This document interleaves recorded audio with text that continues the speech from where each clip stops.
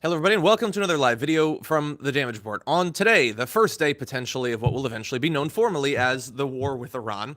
Look, you're not going to be surprised to find out that a lot of the show coming up in just a little bit on the Damage Report is going to be about that. We've got tons, but there was even more that we wanted to talk about on the show and wouldn't be able to for time purposes. So there's a couple of different things I want to discuss here because while we're going to go through all the facts and what's likely to happen, you also need to know what is likely to be said to try to set the narrative and indeed even to attack people who are against the war. That is already starting to roll out. So I got two things for you on that. First, let's go with what the title alluded to, and that is from Fox Business, Stuart Varney, because it's Fox Business, so they're just talking about how awesome war would be. It's weird how it's just Fox News, that's all it is. But anyway, so Stuart Varney had this to say. The political side is, what do the Democrats do with this? Most of them have come out and said, yeah, Soleimani was a bad guy, he deserved what he got, but we were reckless in taking him out. That was the word used by Senator Elizabeth Warren. The Democrats are in the position of looking like they are saying, be cautious about going after a terror state and a clear enemy of America. That's a difficult political row to hoe. That's the better part of his paragraph, but I do want to pause on that for 1 second, because he is saying, like, I have come up with some incredibly specific, fit through the eye of a needle narrative that I think will be hard for them to defend, that you should be, even his version, that you should not be careful when assassinating one of the highest ranking officials in a foreign government, that you should be reckless, willy-nilly, it should be Operation Willy-Nilly, is that what he's saying? And of course, that's not even what Warren is saying. By the way, I'm going to criticize Warren's statement once we get to the damage report, but clearly what she's saying is, if we're going to launch you into another multi-decade-long, multi-trillion-dollar war, we should perhaps not be reckless about that. That is anything but a difficult political row to hoe. He's gambling that the American public is hot and horny for war the same way every Fox News host is. And look, 32% of the country definitely is. There's not going to be one Trump supporter that thinks this was a bad call. But the idea that this is going to galvanize regular Americans into perhaps even a worse, more intractable war with Iran, that's insane. But okay, let's move on to the part that the title was alluding to. So, and where does it leave impeachment? Are we now going to try to impeach and remove from office the commander-in-chief who's just taken out one of the world's leading terrorists? That's quite a question, I suggest. No answers at this point.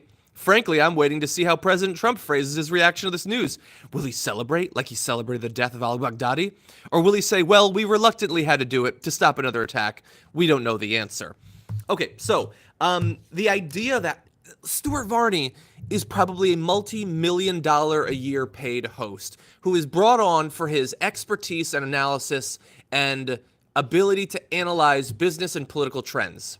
And he says, well, could you really impeach someone after they launched a strike on another country? Okay, well, that seems like a pretty easy way out for literally anyone who might be impeached in the future, then. The idea that you can just start a war. I mean, we literally have had movies about presidents trying to get out from under scandals they're facing by starting a war, and even that isn't enough to break through these morons. And of course, he doesn't actually think that. It's, again, all Fox News and Twitter for Trump and the right is just a vision board. Don't say what's true, just say what you want to be true. Just say that it's impossible to impeach him after this, and just hope that it's true. Tweet the things that you hope are true, because reality is malleable. You know, it is whatever we say it is. Donald Trump, like, launching us into a war with Iran without consulting with Congress, I would argue, is a great reason to impeach him by himself, even if the Ukraine thing didn't exist. The fact that he has potentially signed, like, the death certificate for thousands, tens of thousands of our soldiers, God knows how many civilians in Iraq, in Iran, other countries in the region, potentially in the U.S. as well, if this leads to terror attacks against the U.S. He did all of that without giving a damn about the distribution of powers between different branches of our government. That is impeachable right there. So anyway, they're going to try to take out all there shouldn't be any trial now. Forget impeachment. In fact, retract the articles that you've already passed because he launched this strike. So you don't get to do anything against him. In fact, we should probably just cancel the election. The idea that you would run against a guy who was persecuting this war against terrorists, I mean, come on. Do you really want to be anti-American? And that's where we're going to turn next. But before we do that, if you haven't already liked the video, please do that. It's the single best way, in fact, the only way that more people actually see about it. So I would really appreciate that if you could hit that like button. Let me briefly just check. Hannah says this was not a defense. This was an offensive strike and a war crime. Yes, it is literally impossible to be defensive with missiles. That's just not how defense works. Oh God, we're gonna talk a lot about it today on the show. Trust me, and that's gonna be the vast majority of the first hour of the Young Turks today. Cenk wasn't going to be here, but he's gonna be here now. Obviously, myself and Cenk and Anna are gonna be doing that first hour. I see people bringing up a couple of points that we're definitely going to get to once we get to the show. Spencer, no, the family remains. You got to like a lot more videos before I let them go. Okay, so now we move to the attacks against people who are advocating for us not getting involved in another disastrous war. So on Fox and Friends, they had Brigadier General Anthony Tata, who responded to the fact that Senator Chris Murphy had called the killing of Qasem Soleimani an assassination, which whether you like it or not, it's an assassination. There was an individual they wanted to kill, and so they killed him. That's like, take it up with the dictionary. I don't know what to tell you if that triggers you as a right winger. I don't know what to say. But anyway, Tata did know what to say. He accused Murphy of, quote, jumping on the side of Iran and complained that, quote, Democrats will support, Hamas or Hezbollah or Iran over America and President Donald Trump. And if you've engaged on social media at all today, you've probably seen that this is the message they are going with. If you are not banging the drums of war today, they are right back in the wake of the war in Iraq. You are anti-American, you're siding with terrorists, you're siding with Iran.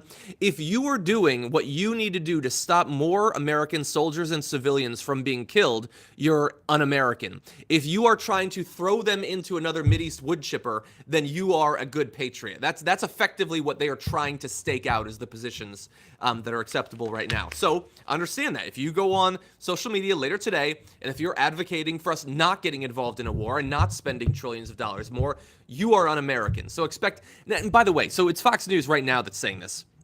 We're going to have to see, obviously. MSNBC, CNN, they're choosing which guests to bring on today.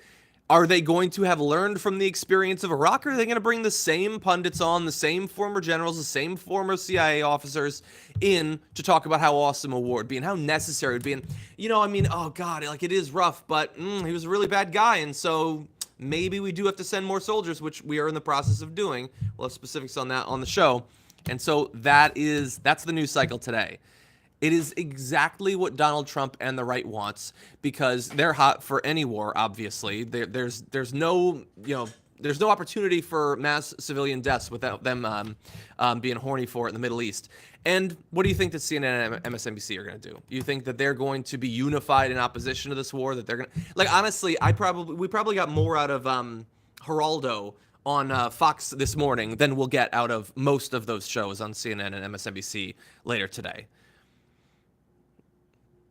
Did you have high hopes for 2020? I don't know if I had high hopes, but I had hopes for 2020. We didn't even get to the first weekend before it's worse than 2019. We actually dodged war with Iran in 2019. For all the bad things about it, we did not launch into a war. We got close a couple of times, but we didn't actually launch into it. But, I mean, the idea that, like, we're going to go through all the times that he said that Obama was going to attack Iran to win re-election, but, like, we've been saying it now. For how long have we been saying that he's going to do it? And he's just doing it. It's the most obvious thing in the world. But we're all supposed to pretend that it's totally cool and like he just cares about America. Anyway, so we're going to have that for you. Wait, hold on. Alex says, can we give 2020 back already? Yeah, you're supposed to have some kind of grace period, honestly, where you could return it no questions asked. Is there like a year lemon law? Because I think this one's sort of fundamentally busted. Anyway, okay, so in 15 minutes or so, Brett Ehrlich is going to be in the studio. We're going to go through a whole bunch of different facets of this conflict. We've also got Sarah Kleiner is going to join us to break down campaign finance in the Democratic primary, who's doing it the right way, who's not. We got that for you. Francesca Ferrantini is going to be in the studio. She is fresh off of her awesome healthcare-focused special, Red, White, and Who on MSNBC. We're going to be talking about that. And we got a lot more. So just Emma Vigeland drags Ben Shapiro. So we're gonna give her a little shout out on the show as well. So you definitely want to see that. Hold on a second. Marcus Otero says Trump found out he's not popular with the troops, and now this happens. Yeah, he had less than a 50% approval rating with the soldiers already. I'm gonna try to get through today. Okay, you do the same. Go get a soda, get a sandwich. 15 minutes. I'll see you for the show.